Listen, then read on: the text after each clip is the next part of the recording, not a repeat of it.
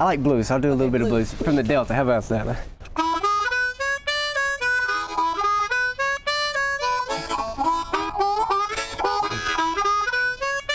I've been Catholic all my life. Grew up in a small town in northeast Arkansas, an hour west of Memphis, and grew up on a family farm. Strong, simple Catholic family.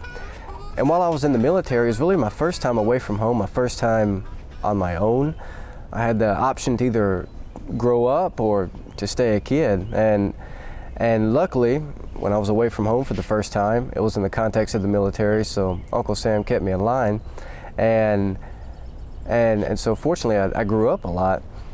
My faith really became something personal. It really became a personal relationship with the Lord, and through that, I heard His invitation, continual, simple, and gentle, and here I am now. I was a Presbyterian growing up and went off to school as an undergraduate to pursue the ministry, not the priesthood, but vocational ministry in the Protestant sense of the word. I started to develop an attraction to the Catholic Church through the course of my studies, and was received into the Church just a few short years ago. It was an encounter with the Church Fathers and the figure of John Henry Newman, the cumulative effect of which was to give me a sense that the Catholic Church has held the teachings of Christ and the Apostles unbroken for 2,000 years and will continue to do so into perpetuity. I would say that my journey toward the priesthood was simply the continuation of my initial desire for the vocational ministry. They both represent the consecration of an individual's life to God in service of his people.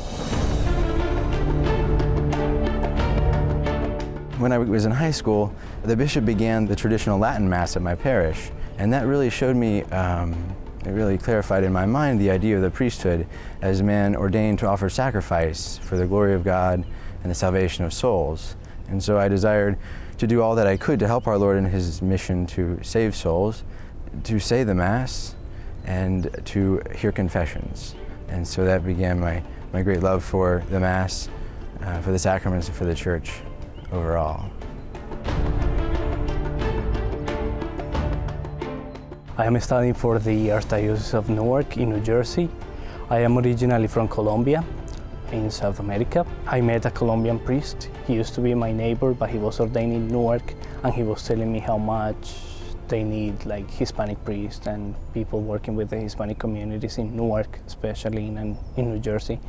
It was difficult to leave home because I was basically by myself. I have some relatives in the US, but I wasn't living with them, and I wasn't living with my mom and my brother, my sister, my father. So it was difficult, but at the same time, it was beautiful to find how people open their arms and receive people from other places, and especially those who are thinking about the priesthood.